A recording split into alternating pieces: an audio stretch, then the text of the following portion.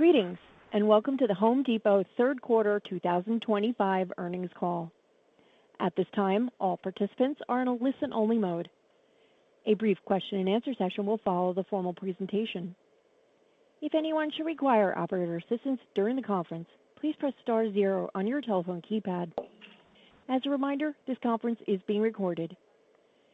It is now my pleasure to introduce your host, Isabel Janci. Please go ahead. Thank you, Christine, and good morning, everyone. Welcome to Home Depot's third quarter 2025 earnings call. Joining us on our call today are Ted Decker, Chair, President, and CEO, Ann-Marie Campbell, Senior Executive Vice President, Billy Bastek, Executive Vice President of Merchandising, and Richard McPhail, Executive Vice President and Chief Financial Officer. Following our prepared remarks, the call will be open for questions. Questions will be limited to analysts and investors, and as a reminder, please limit yourself to one question with one follow-up. If we are unable to get to your question during the call, please call our Investor Relations Department at 770-384-2387. Before I turn the call over to Ted, let me remind you that today's press release and the presentations made by our executives include forward-looking statements under the federal securities laws, including as defined in the Private Securities Litigation Reform Act of 1995. These statements are subject to risks and uncertainties that could cause actual results to differ materially from our expectations and projections. These risks and uncertainties include, but are not limited to, the factors identified in the release, in our most recent annual report on Form 10-K, and in our other filings with the Securities and Exchange Commission. Today's presentation will also include certain non-GAAP measures, including but not limited to adjusted operating margin, adjusted diluted earnings per share, and return on invested capital. For a reconciliation of these and other non-GAAP measures to the corresponding GAAP measures, please refer to our earnings press release and our website. Now, let me turn the call over to Ted. Thank you, Isabel, and good morning, everyone. Sales for the third quarter were $41.4 billion, up 2.8% from the same period last year. Comp sales increased 0.2% from the same period last year, and comps in the U.S. increased 0.1%. Adjusted diluted earnings per share were $3.74 in the third quarter, compared to $3.78 in the third quarter last year. In local currency, Canada and Mexico posted positive comps. Our results missed our expectations, primarily due to the lack of storms in the third quarter, which resulted in greater than expected pressure in certain categories. Additionally, while underlying demand in the business remained relatively stable sequentially, an expected increase in demand in the third quarter did not materialize. We believe that consumer uncertainty and continued pressure in housing are disproportionately impacting home improvement demand. Today, we've revised our guidance for fiscal 2025, which Richard will take you through in a moment. We remain focused on controlling what we can control. Our teams are executing at a high level, and we believe we are growing market share. We continue to invest across the business, supporting our associates and delivering the value proposition expected by our customers.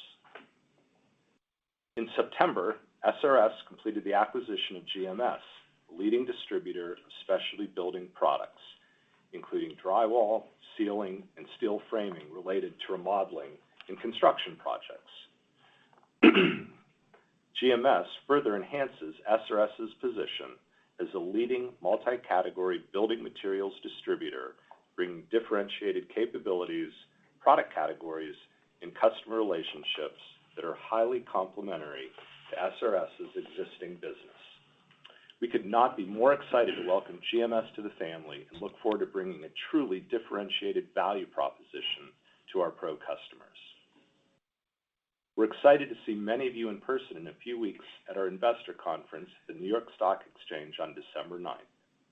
We will update you on our strategic initiatives, our unique positioning in the marketplace, our investments, and the traction we are seeing with our customers as we continue to position ourselves to win market share in both the near and long term.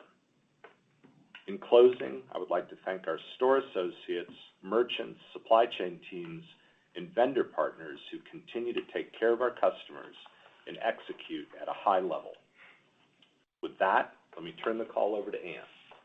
Thanks, Ted, and good morning, everyone. Our associates did an incredible job focusing on our customers and delivering exceptional customer service in our stores during the quarter. We continue to lean in on initiatives that help our associates do their jobs more effectively while also driving productivity in our operations.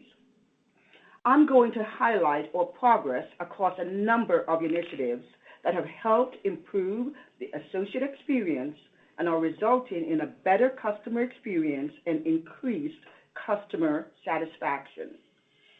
Last year, we rolled out our freight flow application to all stores, which has improved our freight processes and driven efficiency in our operations. This initiative has significantly improved our cartons per hour metric, resulting in greater efficiency in our unload and pack-out process. We also continue to focus on-shelf availability, and through computer vision and Sidekick, we have reached record in-stock and on-shelf availability levels. Lastly, our faster fulfillment efforts, leveraging both our stores and distribution centers that you've heard about over the last few quarters, have driven an over 400 basis point increase in our customer satisfaction scores. In addition, we continue to focus on our pro ecosystem, maturing the new capabilities we've built for pros working on complex projects while enhancing the tools we have to serve pros. We're pleased with the progress we're seeing as our customers engage with our capabilities. There are 2 new tools we have deployed over the last several months that help us differentiate our offering. The first is a new project planning tool that we launched in September, which allows our pros to create and manage material lists and track orders and deliveries. The second tool, Blueprint Takeoffs, will transform the way pros plan and prepare for their projects. This new tool leverages advanced AI and proprietary algorithms to deliver accurate blueprint takeoffs and material estimates in record time. Pros can then quickly and easily purchase all materials they need for their project through the Home Depot, simplifying this complex project process by going through a single supplier. This technology replaces a manual, intensive process that took weeks to complete, increasing accuracy and reliability. Adding this advanced technology to our ecosystem of capabilities to better serve the pro working on complex projects will further enable us to be the one-stop shop for all project needs, from initial planning to material delivery, saving our pros time and money. We look forward to seeing you in a few weeks in New York to provide a holistic view of how our full ecosystem is resonating with our pros and allowing us to gain traction and win in the market. With that, let me turn the call over to Billy. Thank you, Ann, and good morning, everyone. I want to start by also thanking all of our associates and supplier partners for their ongoing commitment to serving our customers and communities. As you heard from Ted, the underlying demand in the quarter was relatively similar to what we saw in the second quarter. However, our results were below our expectations, largely due to a lack of storms relative to historic norms, which most notably impacted areas of the business such as roofing, power generation, and plywood, to name a few. Turning to our merchandising department comp performance for the third quarter, 9 of our 16 merchandising departments posted positive comps, including kitchen, bath, outdoor garden, storage, electrical, plumbing, millwork, hardware, and appliances. During the third quarter, our comp average ticket increased 1.8%, and comp transactions decreased 1.6%. The growth in comp average ticket primarily reflects a greater mix of higher ticket items, customers continuing to trade up for new and innovative products, as well as modest price increases. Big ticket comp transactions, for those over $1,000, were positive 2.3% compared to the third quarter of last year. We were pleased with the performance we saw in categories such as appliances, portable power, and gypsum. However, we continue to see softer engagement in larger discretionary projects where customers typically use financing to fund renovation projects. During the third quarter, both Pro and DIY comp sales were positive and relatively in line with one another. We saw strength across Pro-heavy categories like gypsum, insulation, siding, and plumbing. In DIY, we saw strength across our seasonal product offerings, including live goods, hardscapes, and other garden products. Turning to total company online comp sales, sales leveraging our digital platforms increased approximately 11% compared to the third quarter of last year. We're excited about the continued success we're seeing across our interconnected platforms. Our faster delivery speeds are resonating with customers and driving greater engagement and sales. We know that as we remove friction from the experience, we see incremental customer engagement leading to greater sales across all points of interaction. During the third quarter, we hosted our annual supplier partnership meeting where we focused on how we will continue to work together to bring the best products to market, deliver innovative solutions that simplify the project, and offer great value with best-in-class features and benefits. At the event, we recognized a number of vendors across categories who continue to transform the industry with the innovation they bring to our customers on a daily basis. They include Leaderson, Cobra Torque, Feather River, Milwaukee, Ryobi, Frigidaire, Kidde, Traeger, and many more. We are proud of the innovation and partnership that our suppliers bring to the Home Depot and the value we're able to offer both our Pro and DIY customers. As we turn our attention to the fourth quarter, we're looking forward to the excitement we will bring with our annual holiday, Black Friday, and gift center events. In our gift center event, we continue to lean into brands that matter most for our customers with our assortment of Milwaukee, Ryobi, Makita, DeWalt, Rigid, Diablo, Husky, and more. We'll have something for everyone, whether it's our wide assortment of cordless Ryobi tools or Milwaukee hand tools.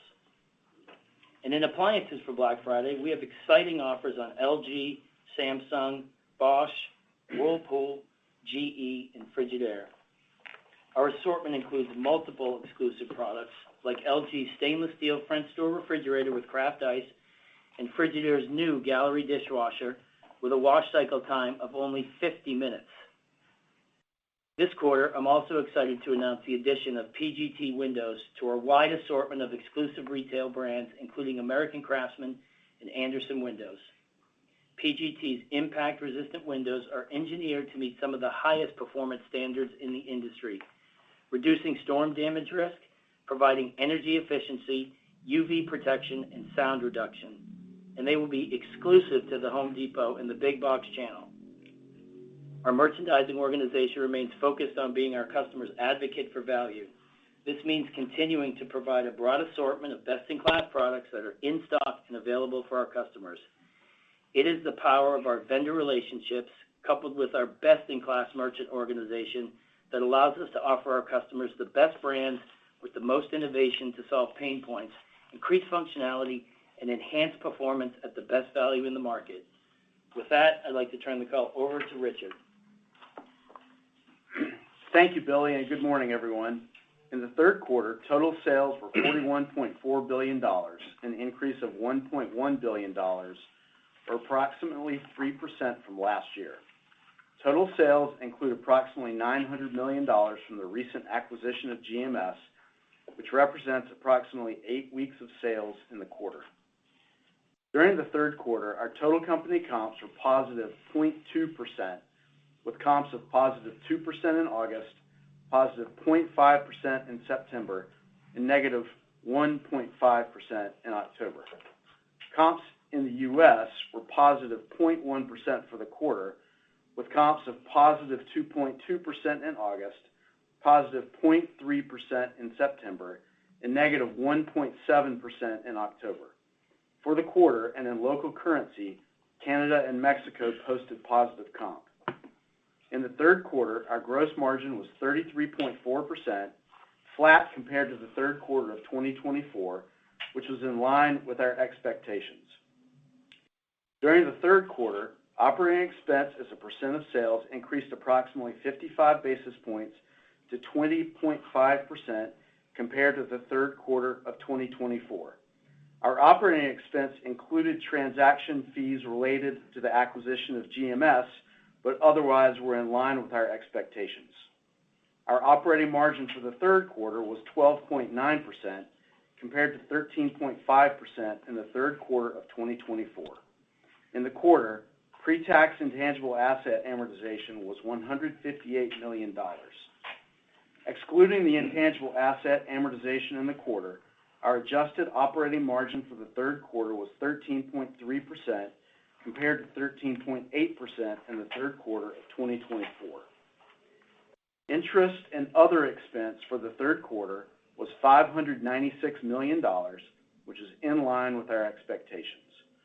In the third quarter, our effective tax rate was 24.3% compared to 24.4% in the third quarter of fiscal 2024. Our diluted earnings per share for the third quarter were $3.62 compared to $3.67 in the third quarter of 2024. Excluding intangible asset amortization, our adjusted diluted earnings per share for the third quarter were $3.74 compared to $3.78 in the third quarter of 2024. During the third quarter, we opened 3 new stores, bringing our total store count to 2,356. At the end of the quarter, merchandise inventories were $26.2 billion, up approximately $2.3 billion compared to the third quarter of 2024, and inventory turns were 4.5 times, down from 4.8 times last year. Turning to capital allocation. During the third quarter, we invested approximately $900 million back into our business in the form of capital expenditures, and we paid approximately $2.3 billion in dividends to our shareholders. Computed on the average of beginning and ending long-term debt and equity for the trailing 12 months, return on invested capital was 26.3%, down from 31.5% in the third quarter of fiscal 2024. Now I will comment on our outlook for fiscal 2025. Today we are updating our fiscal 2025 guidance to include softer than expected results in the third quarter, continued pressure in the fourth quarter from the lack of storm activity, ongoing consumer uncertainty and housing pressure, as well as the inclusion of the GMS acquisition into our consolidated results. For fiscal 2025, we expect total sales growth of approximately positive 3%, with GMS expected to contribute approximately $2 billion in incremental sales, and comp sales growth percent to be slightly positive compared to fiscal 2024. Our gross margin is expected to be approximately 33.2%. Further, we expect operating margin of approximately 12.6% and adjusted operating margin of approximately 13%. Our effective tax rate is targeted at approximately 24.5%. We expect net interest expense of approximately $2.3 billion. We expect our diluted earnings per share to decline approximately 6% compared to fiscal 2024 when comparing the 52 weeks in fiscal 2025 to the 53 weeks in fiscal 2024. And we expect our adjusted diluted earnings per share to decline approximately 5% compared to fiscal 2024 when comparing the 52 weeks in fiscal 2025 to the 53 weeks in fiscal 2024. We plan to continue investing in our business with capital expenditures of approximately 2.5% of sales for fiscal 2025. We believe that we will grow market share in any environment by strengthening our competitive position with our customers and delivering the best customer experience in home improvement. Thank you for your participation in today's call. And Christine, we are now ready for questions. Thank you. We will now be conducting a question and answer session. If you would like to ask a question, please press star 1 on your telephone keypad. A confirmation tone will indicate your line is in the question queue. You may press star 2 if you would like to remove your question from the queue. For participants using speaker equipment, it may be necessary to pick up your handset before pressing the star keys. One moment, please, while we poll for questions. Thank you. Our first question comes from the line of Simeon Gutman with Morgan Stanley. Please proceed with your question. Hey, good morning, everyone. My first question is more short term on the fourth quarter. So when you guided for the full year after the second quarter, we didn't have GMS in the numbers, and now we do. And then we now know, your third quarter came in a little light, and that the fourth quarter may be a little lighter on revenue as well. So there's some deleverage. We're having a tough time getting to the full amount of, call it, EBIT dollar shortfall, because GMS looks like they made money last year. Are there any expenses that are tied to it, or how do we think about the deleverage? Yeah. Simeon, thanks for the question. I think you could look at it two ways. Let's talk about fiscal year, and let's talk about Q4. So fiscal year, as you note, we've revised our guidance by 40 basis points from 13.4% adjusted operating margin to 13% operating margin. The walk there, let's talk about the most significant item, which is GMS, the inclusion of GMS in our results. If you take their likely impact to 2025 and you add the transaction expenses to it, you're basically at 20 basis points of year-over-year impact to operating margin. You then take into account the decrease in our comp sales from 1 comp to slightly positive. And then so that assumption would have, obviously, deleverage that we've spoken of previously. And then, with respect to SRS and its impact, first, SRS continues to perform extremely well. There is significant pressure in the roofing market. We know that shipments are down double digit from the absence of storm activity this year. SRS actually comped flat for Q3, and so we think that they are taking significant share. But as our expectations have weakened slightly for them in the full year, rather than seeing them grow at mid-single digits, they're likely to grow low single digits. You see some deleverage in SRS in the supply chain and in OPEX. And so you add those together and get your revision to the fiscal year guide. And really, you just add to that, if you're talking about Q4, you have all the same dynamics, but let's not forget, you're comparing Q4 last year has 14 weeks of expense. Q4 this year has 13 weeks of expense. And so you've got 50-ish basis points of operating expense deleverage in the quarter. So hopefully that'll help you with the walk. Yeah, that helped a lot. Thanks. And then a follow-up, you mentioned on this call and in the release that there was an expectation of increased or improving demand, I guess, through the remainder of the year at one point. Was that an expectation based on housing or an expectation that there would be storms? And if there was any volatility related to government shutdown, do you have enough time looking backwards since the reopening that there's been an improvement in how the consumer's behaving?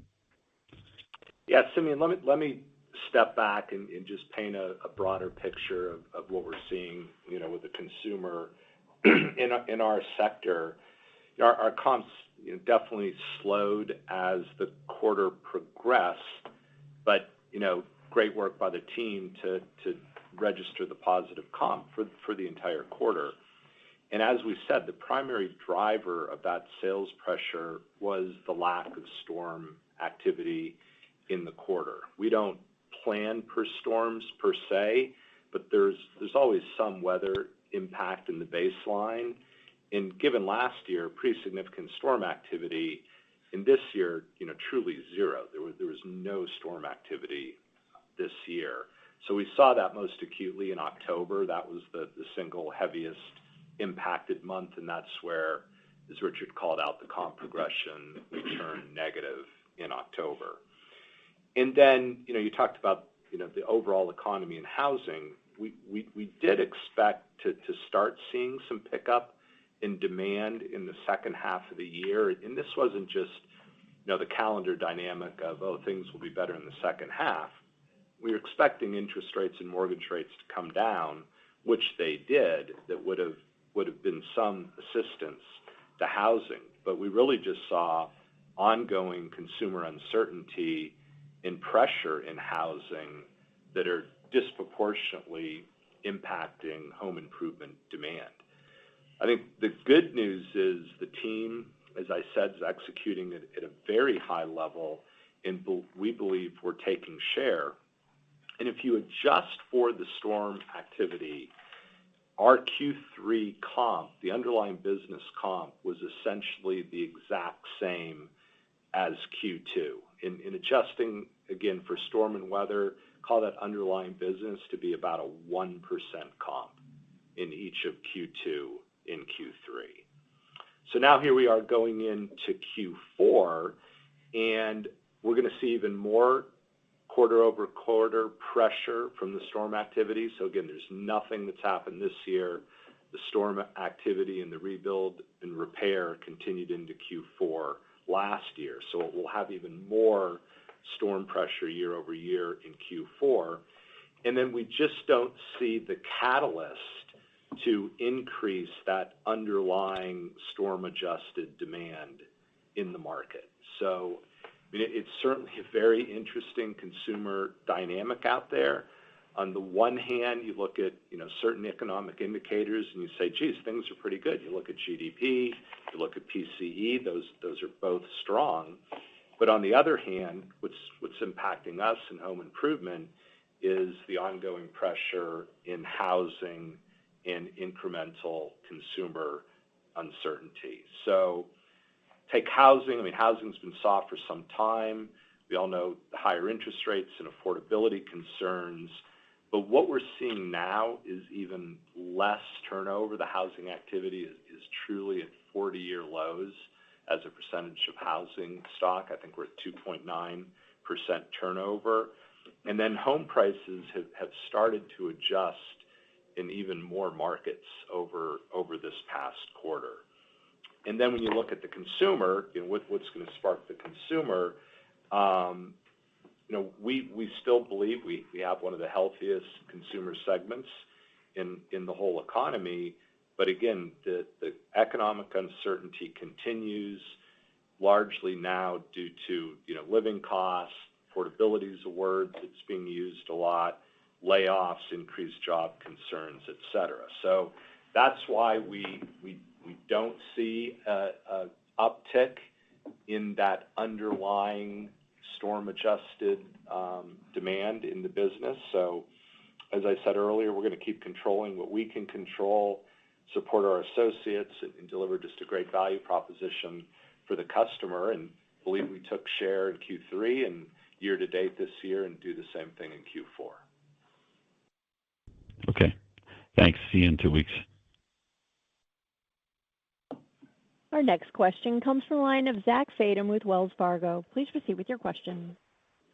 Hey, good morning. Wanted to start on the average ticket. I guess any call-outs on commodities versus same SKU inflation, and then with last quarter ticking down on promo, curious how Q3 played out and whether you'd expect the industry to be more or less promotional this Q4.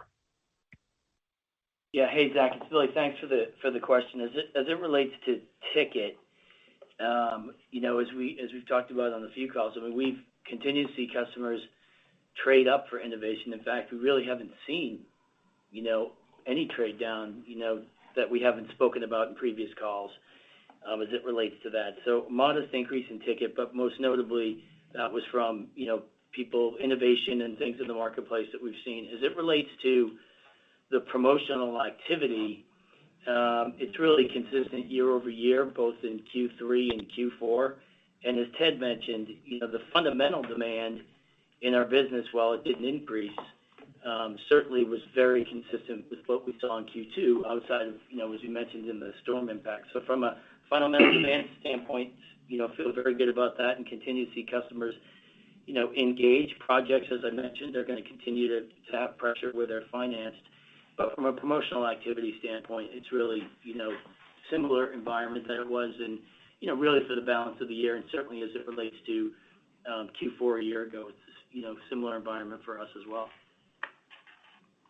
Got it. And then, Richard, a couple follow-ups on GMS. First of all, on operating expenses, could you help us understand what's one time in terms of impact, transactions, et cetera, on Q3 and Q4?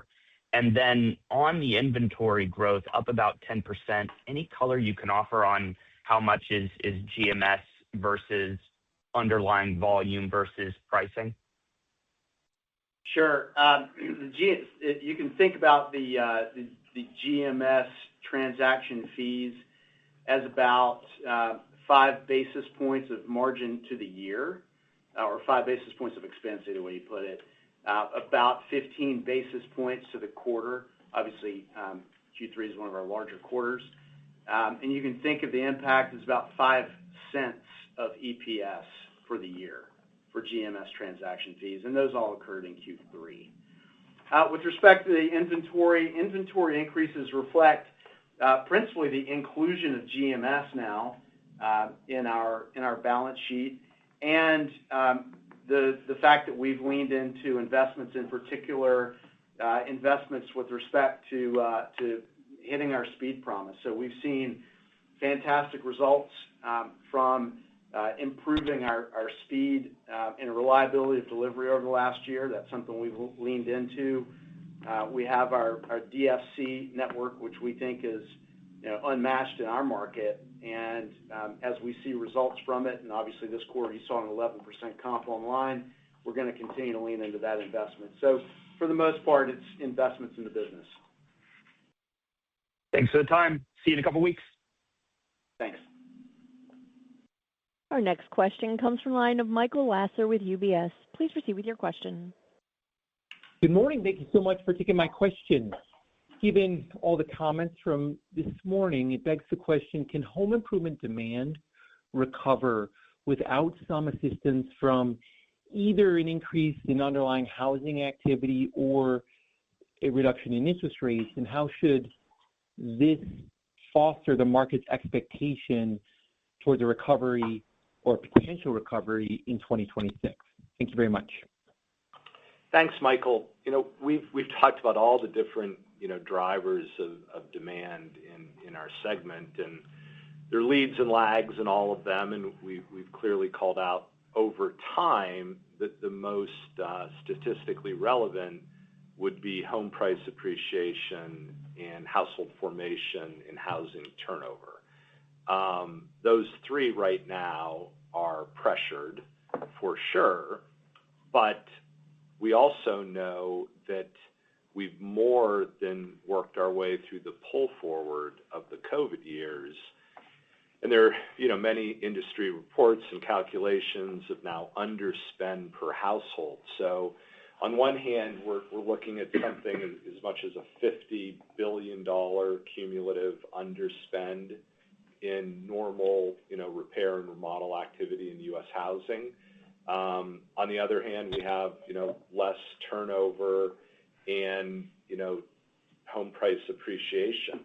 So that tension is going to have to balance itself out, as we work through the rest of this year and into next year.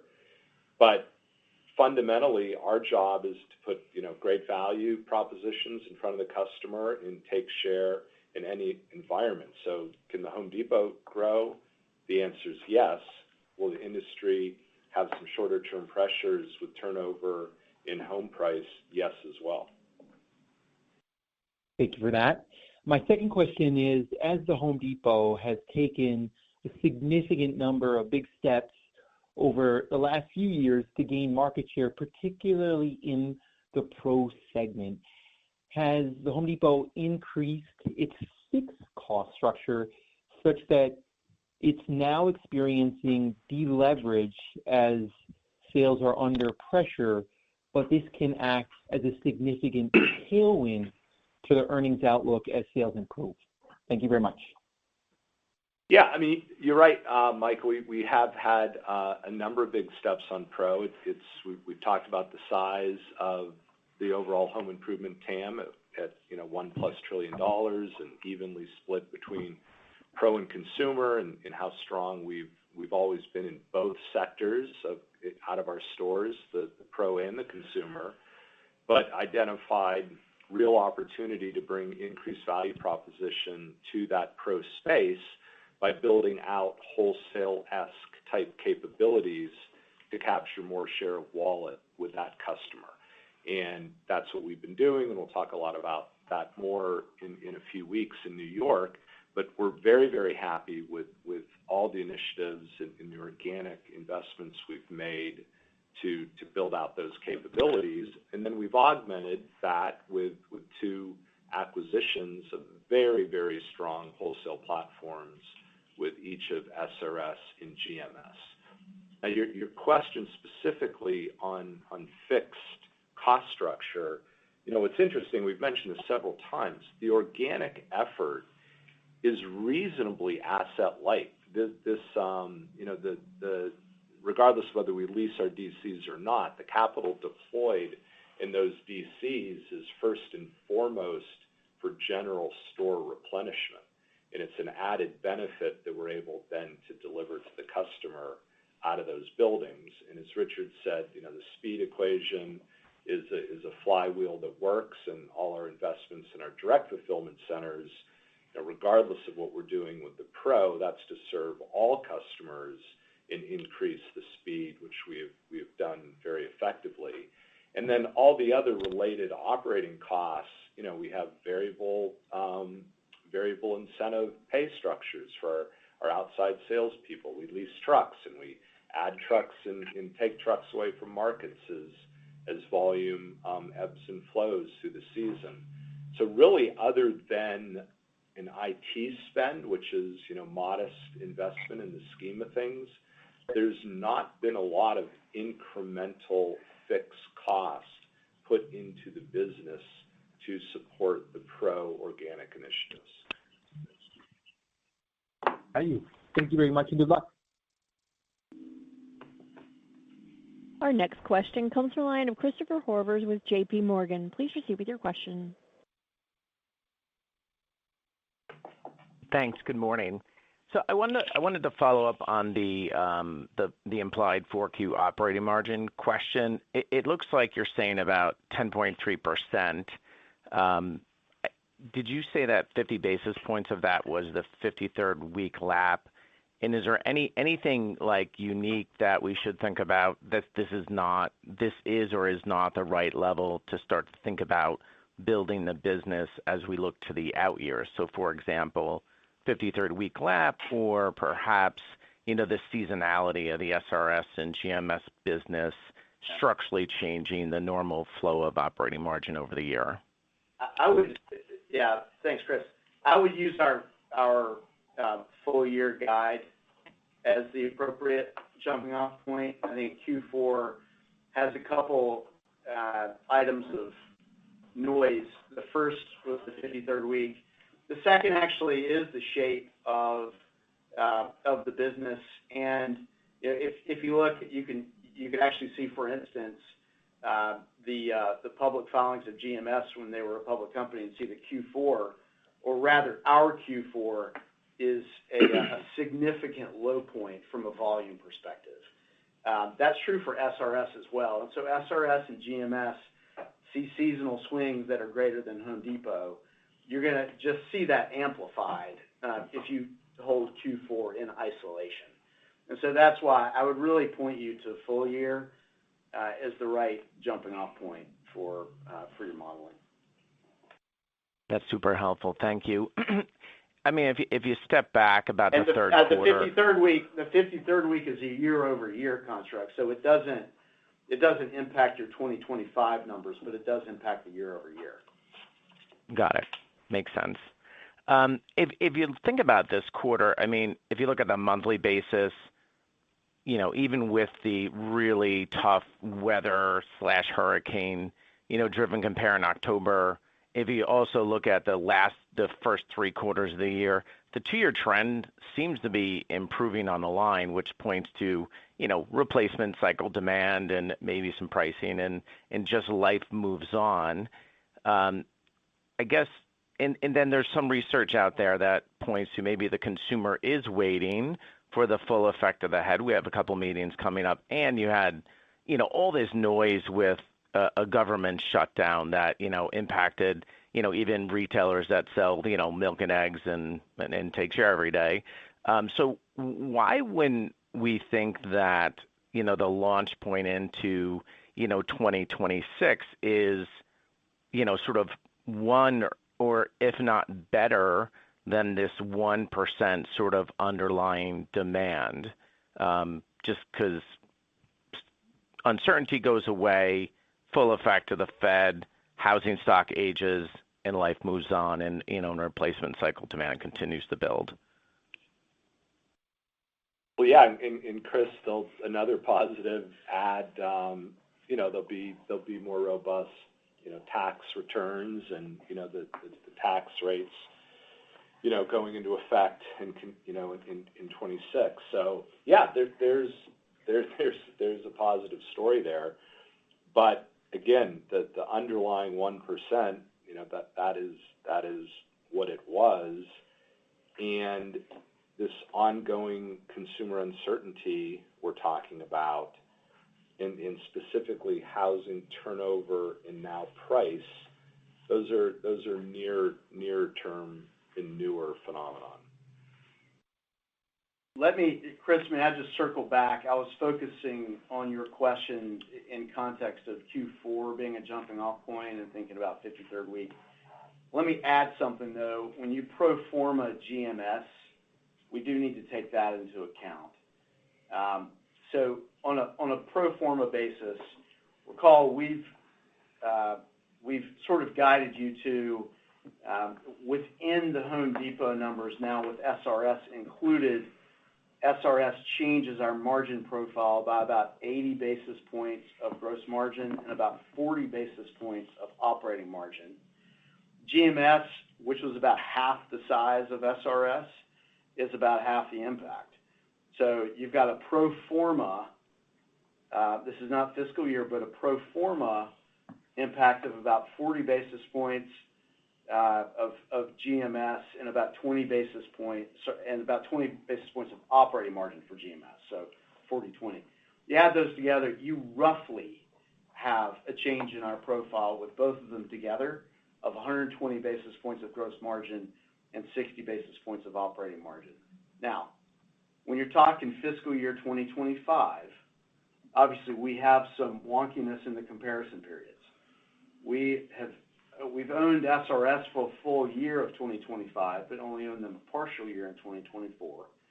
We will own GMS for about 5 months in 2025 and own them for no months in 2024. So I'm just going to avoid all the steps in the math and tell you on a fiscal year perspective, you've got about a 55 basis point impact to gross margin year over year, reflecting the ownership of both SRS and GMS, and about a 35 basis point impact to operating margin mix, reflecting the year over year comparison of those ownership periods of SRS and GMS. We'll clarify this more just one more time when we move forward and in the future talk about future years, but hopefully that gives you a little bit more clarity. So I do want to put an asterisk. The jumping off point is our full year guidance, but you also have to include that comparison, or rather the full year impacts of GMS next year. Right, offset by a tick of transaction fees. That'd be correct. Yep. Awesome. Thanks so much. We'll see you soon. Thanks. Our next question comes from the line of Zihan Ma with Bernstein. Please proceed with your question. Hi, thank you. I wanted to follow up on the Complex Pro and GMS side. So firstly, a short-term question on the $2 billion contribution to sales from GMS this year. I think if we do the math based on their reported numbers last year, kind of implies a high single-digit percentage decline on a year-over-year basis. I don't know if I completely got that math right. If that's true, how much of that is macro weakness versus underlying share dynamics? And is there any additional color you can provide on that underlying market? So basically, you're owning it for a quarter plus 8 weeks, and you're heading into the lowest quarter of the year for GMS's fiscal year. There was also weather impact across Home Depot, SRS, and GMS. No one was immune to the broader weather impacts in the market. And so $2 billion is an approximation. We know that GMS continues to take share. We continue to take share as an enterprise, and particularly in all of GMS's categories, and we feel great about that business going forward. Got it. Thank you. And then a long-term question to your point about the current margin dilution impact from the acquisitions. Now, is there a long-term argument that as you further consolidate, if you further consolidate in the Complex Pro space, is there a path for you to structurally improve or recover your margins as you start to gain more bargaining power versus suppliers? Thank you. Well, there's structural differences in the margins of the wholesale business and retail. I mean, the highest level, retail would have higher gross and lower operating cost in the inverse with wholesale. Of course, as we drive synergies between the two platforms, and the most important synergy is the cross-sell and the value proposition to the pro, we'll be able to leverage incremental sales in both retail and wholesale platforms to leverage the businesses.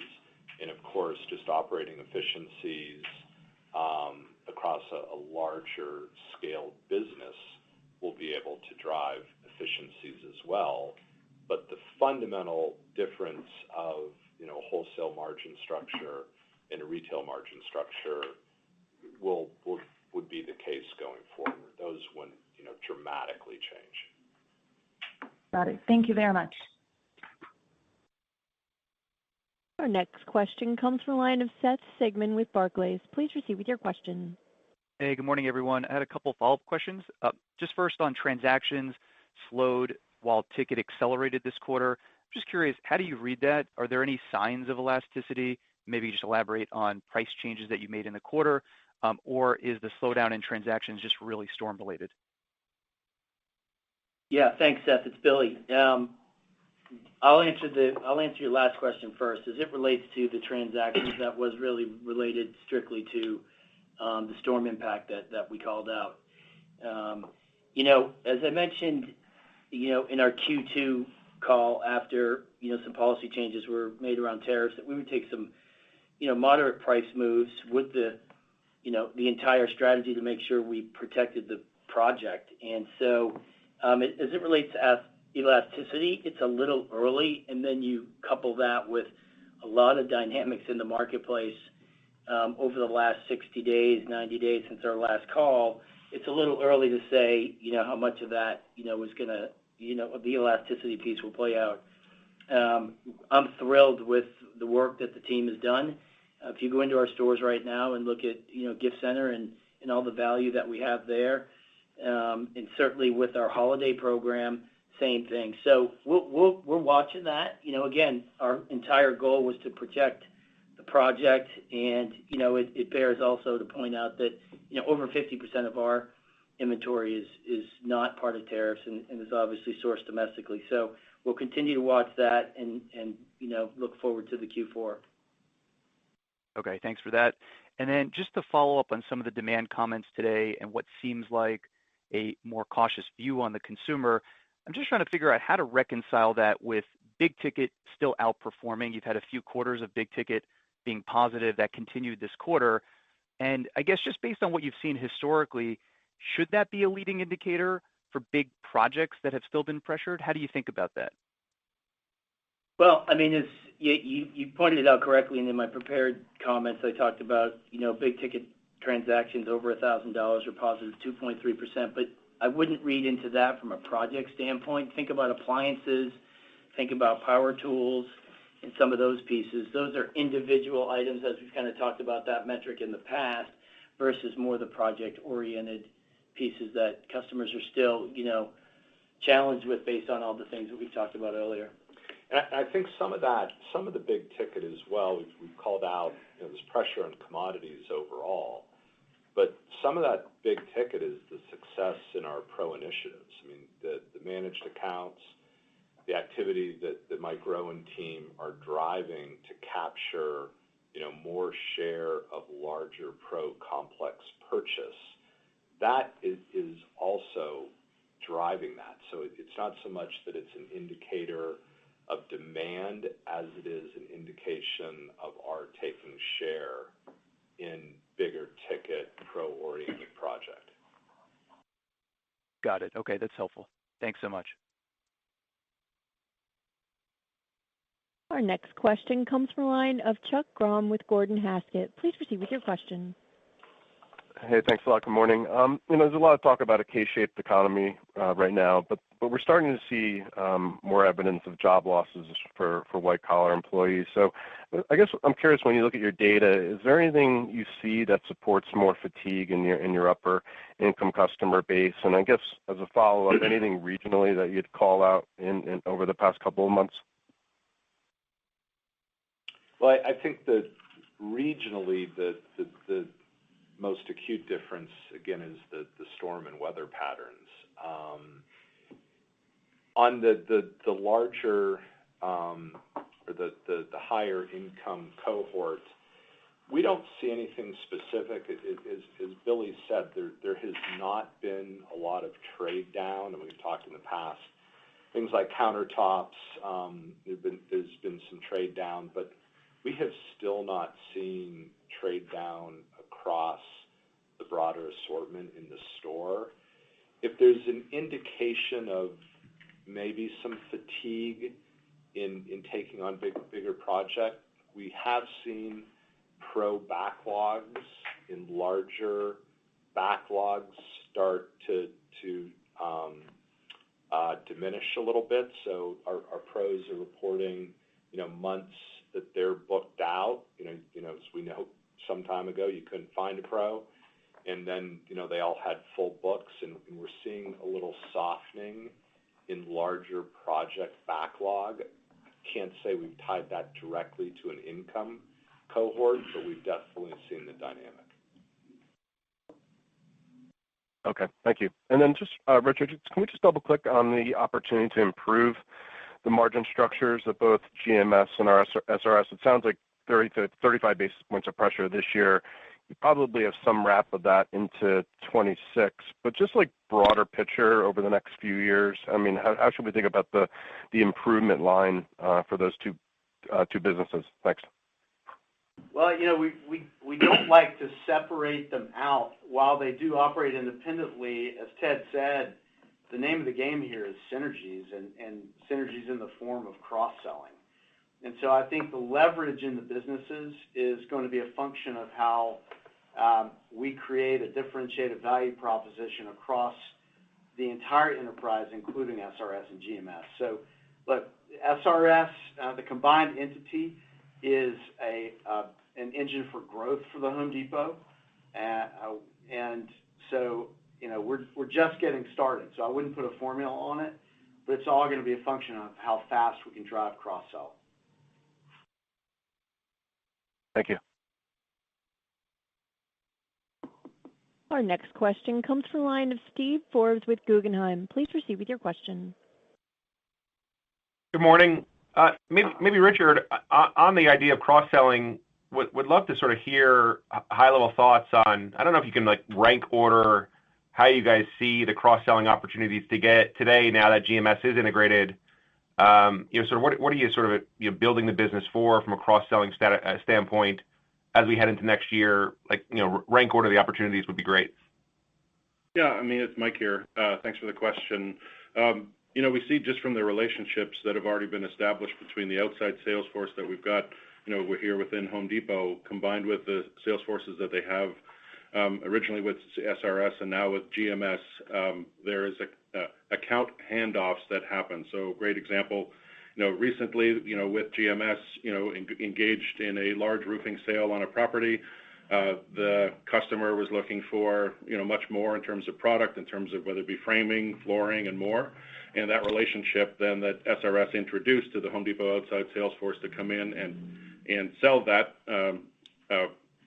engagement to the contractor worked quite successfully. And that's just one example of many that have happened, and they happen both ways, whereby the Home Depot sales organization recognizes a large roofing opportunity that they can pass over to SRS, or a large drywall opportunity that they can pass over to GMS, and those engagements are happening on a daily and weekly basis. And then just a quick follow-up. I was hoping to maybe explore the branch growth opportunity across SRS, GMS, and Heritage.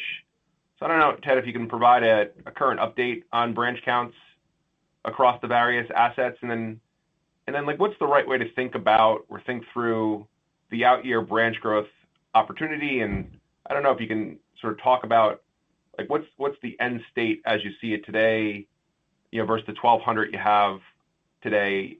How do we sort of think about the footprint evolving over the next 3, 5 or so years? Yeah, we'll certainly go into a lot more detail in a few weeks, but the model that SRS deploys very similar to GMS, that they'll drive organic comp growth through existing branches. They open greenfield branches, and then they'll focus on tuck-in customer list expansion-oriented acquisitions, and they've been doing that, quite successfely on the branches. Think of SRS, GMS, 40 to 50 branches a year, and they've been sort of running at that pace since we acquired SRS. And then, they've done a handful of little tuck-in acquisitions, and again, these can be a one branch, $5-ish million acquisition, or a smaller regional, $30, $40, $50 million, couple few branch operations. So it's going really, really well, and see that continuing to be a key part of their business model. And I mean, just to, it's not just about our plans, it's actually happening right now. If you talk about our non-comp sales, putting new stores and new SRS branches together, you've got about half a point of sales growth driven by those two investments. And so we're thrilled with that. Thank you. Christine, we have time for one more question. Thank you. Our final question will come from the line of Steven Zaccone with Citi. Please proceed with your question. Great. Good morning. Thanks very much for squeezing me in. I wanted to follow up on the storm impact. So it sounds like it was 80 basis points to the third quarter pressure to same-store sales. How large will that be in the fourth quarter? And then we should be mindful of that's also a headwind to think about in the first half of next year. Well, thanks. As Ted said, the underlying demand for the business was sort of similar Q2 to Q3. If you talk about storm Q3 to Q4, we absolutely are lapping strong results. In fact, even slightly higher sales last year in Q4 than in Q3. Well, let's call it relatively even. So let's say you've basically, if you've got underlying minus the storm impact, you've got pretty much similar run rates for Q3 and Q4. Okay, understood. And then the comments on the housing pressure, how does that inform your maybe near to medium term outlook for SRS and GMS, right? Like these are new assets for Home Depot. So should we think that original expectation of mid-single digit growth for SRS stepping down to low single digits Is that kind of a run rate we should consider for the near to medium term? Well, I mean, I wouldn't say that. We'll again talk more about this in a few weeks. But the first thing to remember is SRS is much more in the re-roof than new construction. So they're 80+% re-roof. So yes, they're 15-20% of the business that goes into new construction is impacted, but the fundamental business is, re-roof activity, again, which is why it's disproportionately impacted with storms, particularly in their home and biggest market, which is Texas, which is, by far, we think of hurricanes, we think of hail and other wind events. There was none such in 2025. So no, we look at SRS as a long-term, mid-single-digit grower, and this is principally a storm-impacted dynamic that's taken them down to flattish right now. But as Richard said earlier, we think roofing shipments, you can see this by reported data, roofing square shipments into the market are down mid-teens, and SRS was flat. So clearly taking share. Okay, understood. See you guys in 2 weeks. Ms. Jancy, I'd like to turn the floor back over to you for closing comments. Thanks, Christine, and thank you all for joining us today. We look forward to speaking with you at our investor conference on December 9th. Ladies and gentlemen, this does conclude today's teleconference. You may disconnect your lines at this time. Thank you for your participation, and have a wonderful day.